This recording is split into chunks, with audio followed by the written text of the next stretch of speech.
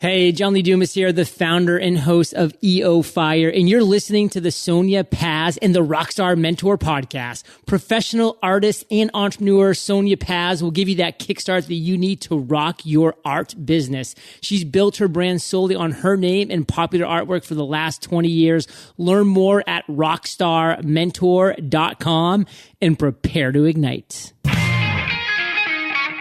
Welcome to the Rockstar Mentor Podcast, the podcast to inspire you and bring the kickstart you need to crush it in the art industry. We'll bring you creative insights, inspiring interviews, valuable resources, and art marketing, along with decades of experience to provide you the strategic approach to unleash your creative talents and rock your inner entrepreneur. Now, your creatively energetic host, Sonya Paz. Greetings, friends and listeners of the Rockstar Mentor podcast. I am your host, Sonya Paz, and I am excited because I know I'm always excited, but I'm excited because today is episode 23, which means that we have pretty much surpassed the statistics of what most podcasts set out for. A lot of folks, they say, I want to get a podcast going. I want it to be successful. And they'll only get up to maybe a dozen episodes. So the fact that we're almost at 24 episodes is awesome. And I want to thank all of the people that are supporting not only the rockstarmentor.com website, but subscribing on iTunes or checking us out on Stitcher Radio or going to Google Play or Google Music and subscribing to the episodes or subscribing to the show as a whole. Now, it's really great, and I'm ecstatic that I am giving some value to folks like yourself, artists or creative people who want to get their art out there, who have had obstacles on getting their art out there or setting up a show or getting a product line set up. And that is what we are going to be talking about today. I'm going to be talking to you about the question that I get asked all the time, and that is, you've got a great product line. How did you achieve this? Where did you get started? Of course, this whole product line thing has been quite a journey, and there has been a lot of lessons that I have learned in the creation of my own product line and little things that I may have done differently or certain products that I may not have done and other products that we have done that have superseded and done really, really well for me. Now, I don't regret any of those. I embrace all of the ones that have done really well. And I just wanted to touch base today because I have done this for a long time. I've had my own product line for close to 15 years. And it started off with simple matted prints and greeting cards and turned out to, after lots of trial, error, expense, prototypes, we have done an array of products. And it's no secret that I have created a very expansive product line from ceramics to textiles, watches, magnets, clocks, household decor, wearable art, and the list goes on. And I get asked all the time about how these products were developed and what did I have to do to get them manufactured. Now, I will tell you that each product was very well thought out. My artwork is very commercial, very pop artish. It does lend itself well for products, and that was a plus for me when I decided that I wanted to start creating a product line.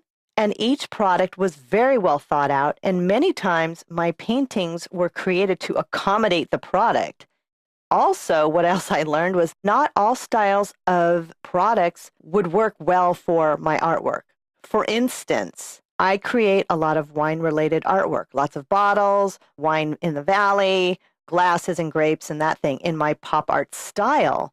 And there are substrates like tumble tiles that work well for many other types of wine-related artwork, like coasters. You'll see coasters that have the tumble tiles with a very Tuscan look to it. That specific type of tile does not work well to represent my artwork in its pop art style. So that's one thing you have to consider, is to be really, really true. Just because you can get your art onto something like that doesn't mean it necessarily will work. The thing that I had learned was to create products that is very individual to the work that I do and find a substrate that will really emphasize. You don't want to get something that's going to compete. In other words, I'm not like the tumbled stone, for instance. I could have put my art on any kind of watch. I could have put an art on different kinds of watches with different kinds of mechanisms. But we wanted to create a watch line that represented having a little framed painting on your wrist. Whenever I frame up my artwork, I always frame up everything in a black frame with a white mat or sometimes without a mat. That is something that when we created the watch line, I wanted to be sure that it looked like a little framed painting that you were wearing, but it wasn't so overkill to make it look like a real frame per se. It was just the watch casing and how that represented and how my artwork looked against that black frame. And like I said, not all substrates will accommodate your art. Sometimes you have to create the art to fit the substrate.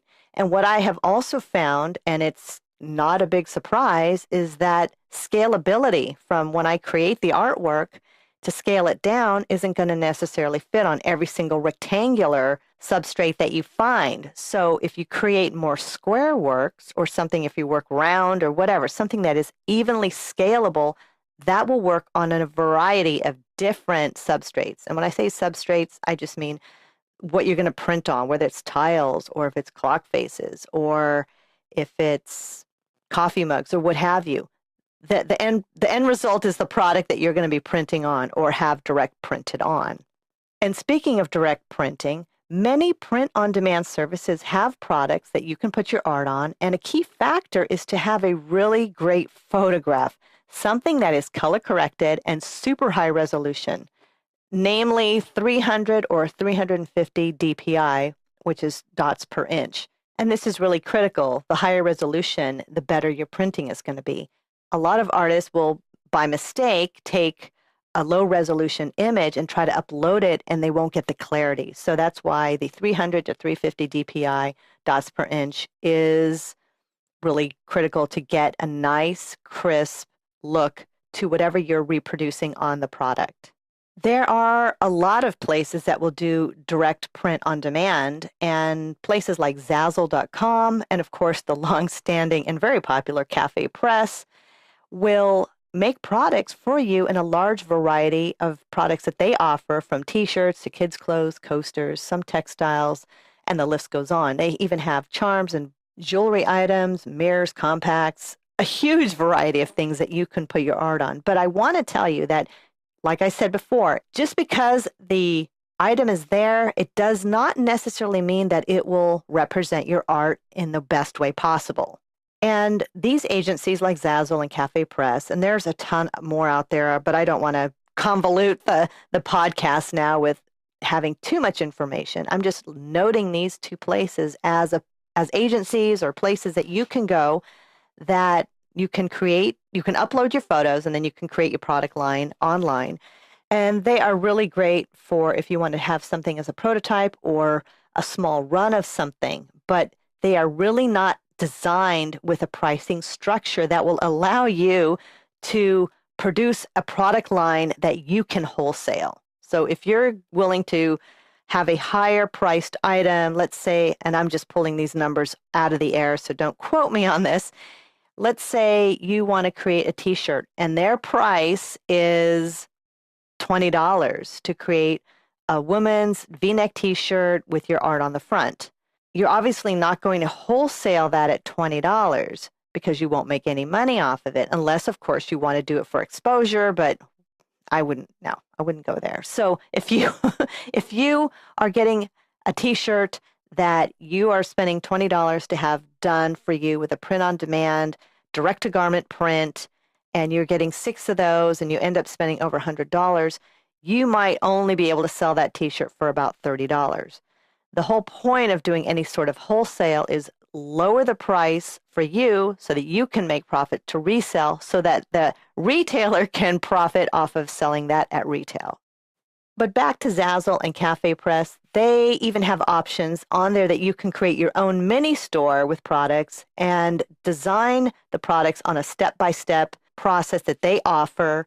And even if you're not a graphic designer or a digital artist, they have step-by-step design that makes your product development easy.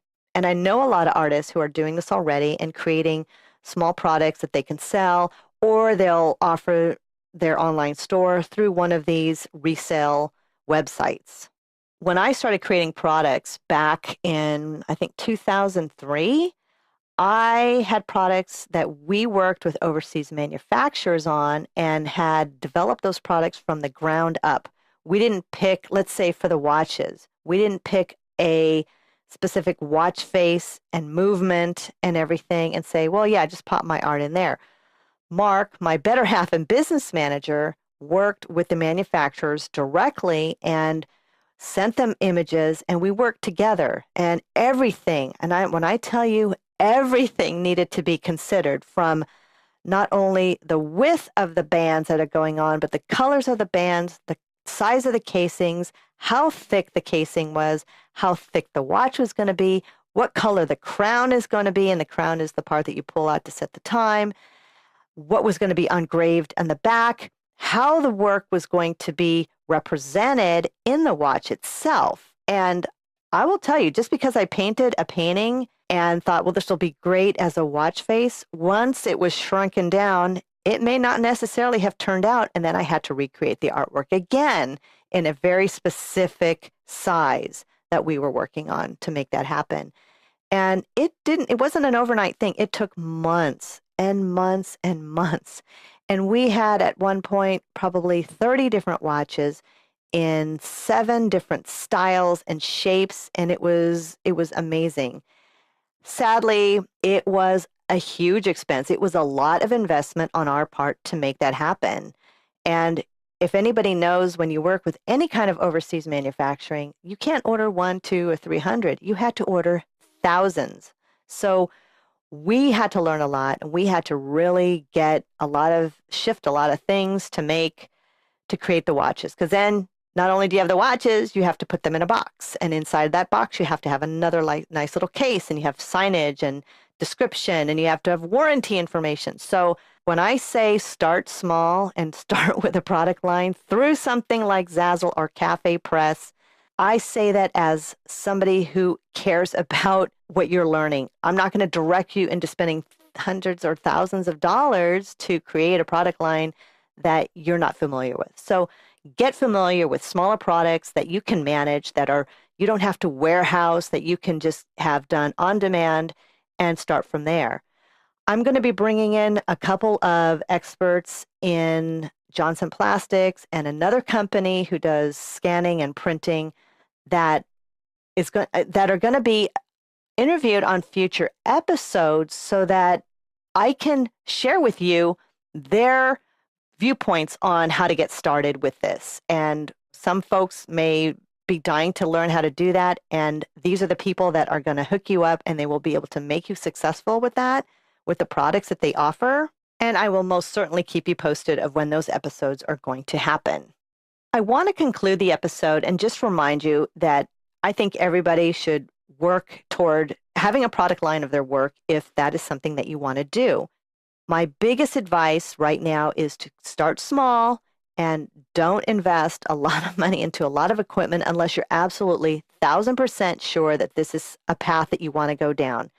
There are some amazing pros to it, and then there are some cons as well. A lot of people get frustrated because the technology to do some of this stuff is overwhelming. And I'm going to tell you, because I have a digital background, a digital imaging background, and some of the learning curve on some of this color profiles and working in having to convert some of my images to accommodate these certain profiles were a challenge for me at the very beginning.